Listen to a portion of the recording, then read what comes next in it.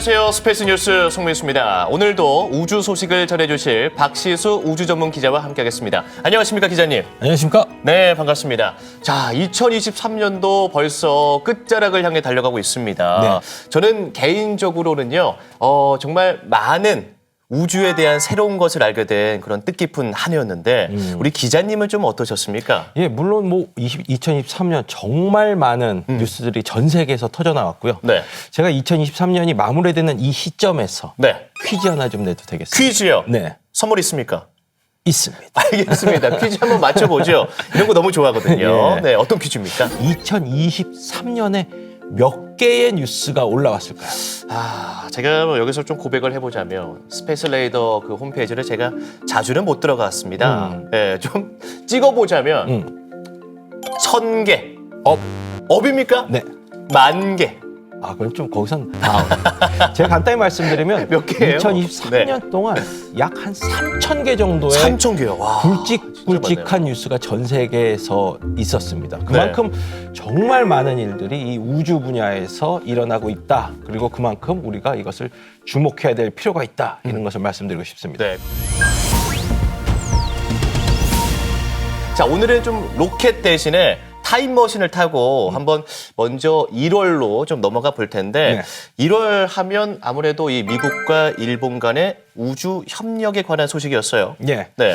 사실 뭐 연초하면 모든 것들이 이제 시작하다 보니까 굵직한 뉴스가 사실 없기 마련입니다. 네네. 그런데 2023년 1월에는 미일 간의 우주 협력 기본 협정이라는 굉장히 굵직한 어떤 양국 간의 협정이 있었습니다. 네네. 이제 이게 프레임워크 어그리먼트라 해서 프레임워크란 게 어떤 그 표준 틀이라는 의미 아니겠습니까? 네네. 일단은 양국 간에 특히 이제 미국이 현재 진행하고 있는 아르테미스 달 탐사 네네. 이제 활동이 있지 않습니까? 네. 거기에 관련된 거기서 효율성을 양국 간 협력의 효율성을 증진하는 것이 이제 핵심 내용인데요.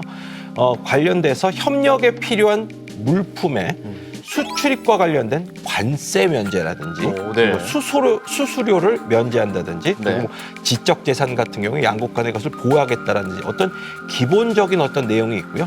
좀 더 구체적으로 가면 현재 일본 도요타 자동차가 이제 아르테미스 미션에서 사용될 달 탐사 로버, 사람이 타는 로버입니다. 네네네. 그것을 개발을 하고 있는데 그것이 결국에 이제 미국으로 이제 이동이 돼야 되지 않겠습니까? 그럴 경우에 있어서 이제 뭐 관세라든지 수수료 이런 것이 좀 면제해주는 그런 내용도 있겠고요. 그러면 우주 협력 이 기본 협정을 통해서 미국과 일본이 얻는 것은 무엇입니까? 일단 미국의 입장에서는 달 탐사라는 것 자체가 사실 엄청나게 돈이 많이 드는 계획이죠. 근데 거기서 일본이라는 경제력 있고 힘 있는 든든한 뒷배를 얻었다. 이런 하나의 미국 입장에서는 이런 의미를 찾아볼 수 있겠고 일본 입장에서는 아무래도 일본도 우주 개발을 열심히 한 데 있어서 또 미국이라는 세계 최강 우주 개발국의 어떤 파트너십을 공고히 했다. 이런 어떤 상호 간에 주고받는 것이 뭐 있었던 협력이죠. 네, 다음은 2월로 넘어가 보겠습니다. 유럽에서도요, 자체적으로 우주 인터넷망을 구축하기 위한 움직임을 보였죠. 이 프로젝트 이름이 이제 우리가 좀 약간 낯이 익습니다. 아이리스. 아이리스. 예. 이병헌의 아이리스. 그렇죠. 드라마 네네. 이름이죠. 근데 아이리스 2입니다. 2. 예. 그게 이제 미션의 이름이고요. 네.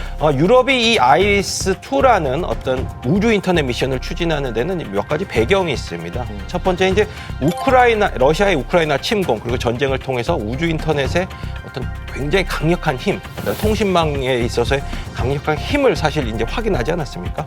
그리고 또 하나가 이제 스타링크를 대표로 하는 미국 우주 인터넷들이 현재 계속 확대되고 있는데 거기에 의존할 수만은 없다. 우리 자체 것을 좀 보유해야겠다. 어떤 이 두 가지 측면의 필요성을 느껴서 시작을 하게 됐습니다. 그래서 목표는 지구 저궤도에 한 170기 정도의 위성을 띄우는 형태로 구성망을 만들려고 하는 거고요.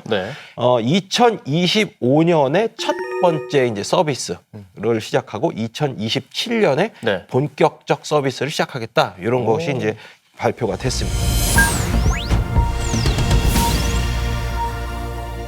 자, 이번에는 3월입니다. 3월 하면 뭐 새학기, 뭐 봄 같은 1월과 좀 다른 새로운 좀 희망찬 출발의 의미가 좀 생각이 나는데. 그렇죠. 날이 풀리니까 이제 활동도 조금씩 활발해지기 시작해지겠죠. 네네. 그래서 굉장히 많은 또 발사 그리고 이제 이벤트들이 있었습니다. 네. 이제 첫 번째 말씀드릴 것은 일본에 이제 차세대 로켓이라고 있습니다. H3라는 로켓이 있는데요. 네. 그것이 첫 번째 발사가 있었습니다. 근데 네. 안타깝게도 이제 실패를 이제 했죠. 이제 첫 번째 발사는 3월 7일에 있었습니다. 가고시마 현에 있는 다네가시마 우주센터라는 곳에서 이륙을 했는데 이제 이륙 후 한 15분 정도 만에 2단 로켓의 엔진이 이제 점화가 안 점화가 안 됐습니다. 예, 그래서 아하. 이제 어쩔 수 없이 그렇게 되면 이제 자동 폭발을 시키거든요. 왜냐하면 네. 어디에 추락할지 모르기 때문에. 네네. 그래서 자폭이 됐고, 그래서 실려 있었던 이제 일본의 어떤 인공위성, 고해상 인공위성 하나도 이제 같이 손상이 됐습니다. 네. 좀 안타까운 소식이 있었고요.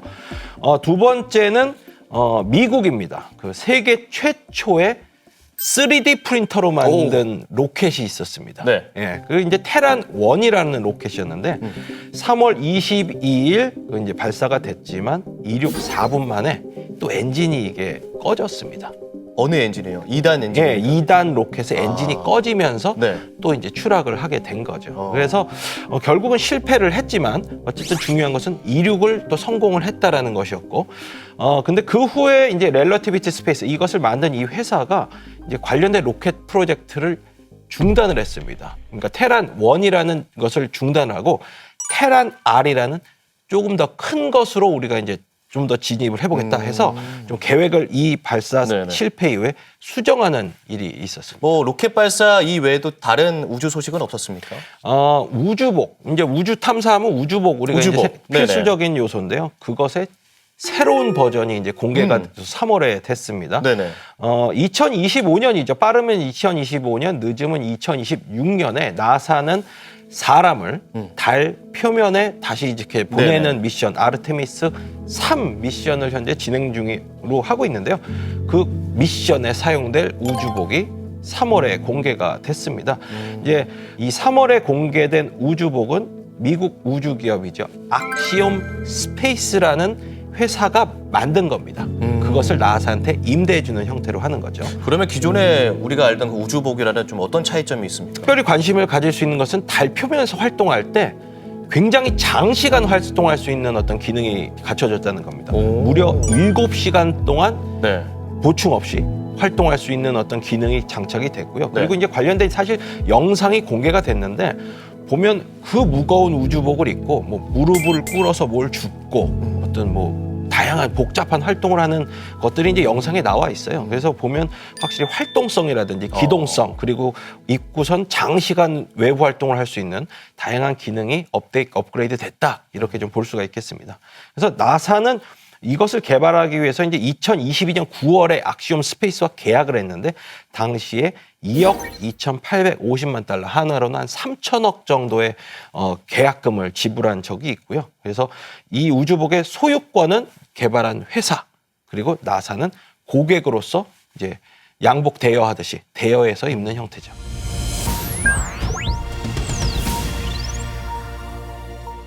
네, 4월입니다. 우주와 관련해서 그동안 없었던 최초로 들려오는 소식이 있었죠. 예, 세계 최초의 상업용 달 착륙선. 오. 그러니까 달 개발에도 이제 기업의 네. 힘이 이제 조금씩 도달하기 시작했다 이런 거죠. 주인공은 일본 우주 기업 아이스페이스라는 회사입니다. 일본이군요. 예, 일본 회사인데 이 착륙선의 발사는 2022년 12월에 발사가 됐습니다. 근데 이제 여러 가지 여정을 거쳐서 이제 4월에 달 궤도에 도착을 했고 네. 그리고 4월 26일에 드디어 착륙을 시도를 합니다. 네네. 그런데 안타깝게도 착륙 과정에서 엔진이 어떤 예상한 것보다 좀 다르게 작동을 해서 아하. 결국은 추락을 하고 맙니다. 네. 그렇긴 했지만 어쨌든 기업이 만든 착륙선이 달 궤도에 착륙을 시도했다라는 것은 첫 번째 사례였고요. 뭐 일본 이 우주기업 아이스페이스의 이야기도 들어봤는데 저는 개인적으로 그 스페이스 X에 관한 소식도 있었던 걸로 알고 있거든요. 네. 스타쉽, 지금까지 인류가 만든 로켓 중에서 가장 크고 가장 많은 물건이나 사람을 우주로 보낼 수 있는 어떤 우리가 그동안 상상만 위성의 영역에 있었던 그런 로켓이 네네. 현실화됐기 때문인데요. 그 첫 번째 발사가 이제 4월 20일에 있었죠. 네. 물론 첫 번째 발사는 실패를 했습니다. 이제 발사 4분 만에 로켓이 단위 분리가 안 됐습니다. 그러면서 이제 결국 또 자폭 폭파가 됐는데 한 고도 한 32km 정도에서 폭파가 됐지만 어쨌든 그 거대한 로켓이 떠올랐고 네. 그 정도 높이까지 진출했다는 것만으로도 일단은 인정할 만한 신기해요. 발사였다.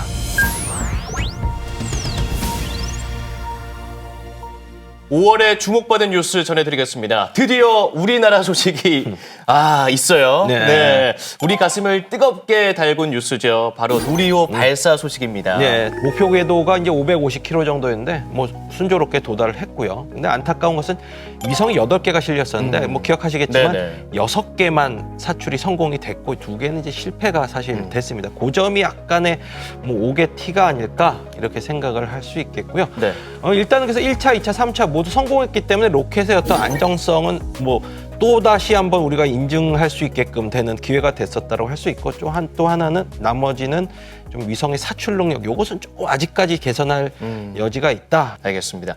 아직까지도 누리호 이야기하면 좀 가슴이 좀 뜨거워지는데요. 그리고 5월에도 역시 스페이스 X 이야기가 있어요. 빠지지 않네요. 그렇죠. 매달 로켓을 네. 뭐 많이 발사하고 있으니까 이제 근데 이번에 이제 주목해야 될 점은 사우디 아라비아의 첫 번째 여성 우주인이 탄생했다는 겁니다. 네. 아시겠지만 사우디는 이제 뭐 중동에서 이제 굉장히 어떻게 보면 여성에 있어서 활동을 제약하는 네, 굉장히 보수적인. 많은 그런 네. 습관이 있는데 이것이 좀 어떻게 보면 대표적으로 깨진 하나의 사례라고 볼 수 네. 있겠고요.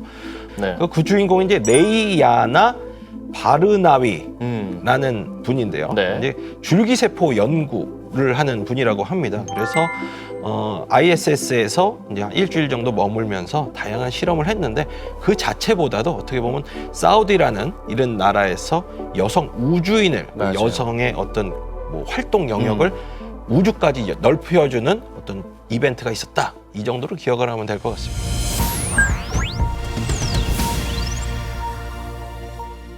한 해 중반기를 넘어가는 6월입니다. 6월 어떤 소식이 또 주목을 받았죠? 또 여기에 세계 최초 이벤트가 또 하나 껴있습니다. 최초요? 예. 네. 6월에 있었던 최초는 바로 해킹 대회가 열렸는데요. 실제 위성을 해킹하는 대회가 처음으로 열렸습니다. 어디에서 열린 거예요? 미국인데요. 네. 이제 아무래도 이제 위성이 생기고 우주 시스템이 생기면 그거에 대한 해킹 공격도 굉장히 많아지지 않겠습니까? 네, 네. 미 우주군은 그것에 대해서 그동안은 시뮬레이션 형태로서만의 그 해킹 연습을 했는데 네. 6월에 드디어 실제 해킹을 당할 그 위성을 우주로 발사하는 일이 있었던 거죠. 그렇군요. 예. 그러면 보통 그런 거는 뭐 민간인들이 개별적으로 좀 참가를 하는 겁니까? 아니면 나라를 대표해서 좀 이렇게 나오는 거예요? 사실은 이제 거기에 이제 해킹을 하겠다고 나온 사람들은 이제 네. 민간인들이고, 네. 하지만 그들을 통해서 미국의 우주군이나 미국 정부가 어떤 취약점이 있구나, 위성을 실제 운용하는 거에 있어서 그런 것을 이제 배우는 과정이 되겠고요. 네. 실제 대회는 8월에 있었습니다. 그래서 이제 8월에 11일부터 14일까지 있었고 5개 팀 전 세계에서 참가를 했는데 거기서 이탈리아 팀이 1등, 이탈리아가요? 예. 오. 그리고 2등이 폴란드 팀, 네. 그리고 3등이 영국, 미국 이제 같이 합쳐선 팀이 3등을 했어요. 사실 해킹하면 또 아시아 쪽, 특히나 우리나라도 빠질 수 그쵸? 없잖아요. 예. 근데 한국은 참여를 안 참여를 안 했더라고요. 했습니까? 예. 그렇군요. 뭐 해킹 이야기까지 좀 이렇게 들어봤는데 또 우주 개발에 위해서 세계 각국의 협력도 이어졌죠. 바로 미국과 인도 사이에 있었던 어떤 협력 합의입니다. 사실 인도는 정책적으로 특정 어떤 나라의 편을 되게 강하게 들지 않는 그런 외교적 노선을 사실 걷고 네. 있습니다. 그런데 우주 개발에 있어서는 이 협력을 통해서 우리는 미중 간의 우주 경쟁에서 미국 편에 쓰겠다라는 것이 사실상 상징적으로 이제 의미가 되는 어떤 협정이었는데요. 당시 협정을 통해서 인도는 미국이 추진하고 있는 이제 아르테미스 협정이란 거에 가입을 했습니다. 네. 그 대신에 미국은 민도가 지금 현재 유인 우주 비행, 우주인을 우주로 보내는 것을 추진하고 있는데 네. 그와 관련된 기술적 지원을 해주기로 약속을 했고 네. 또 인도 우주인의 훈련 이런 것도 이제 미국이 같이 미국에서. 도와주기로 했고요. 네. 그리고 또 하나 여기서 주목해야 될 점은 미 우주군이 인도 스타트업과 협력하기로 이제 거기서 합의를 했습니다. 사실 네. 인도 스타트업, 특히 이제 우주 영역 인식, 우주의 CCTV라고 하죠. 우주 CCTV로 불리는 우주 영역 인식 관련 소프트웨어를 만드는 인도 회사, 그리고 우주에서 사용할 반도체 기술을 개발하는 인도 스타트업과 협력하기로 이때 6월에 합의가 됐습니다.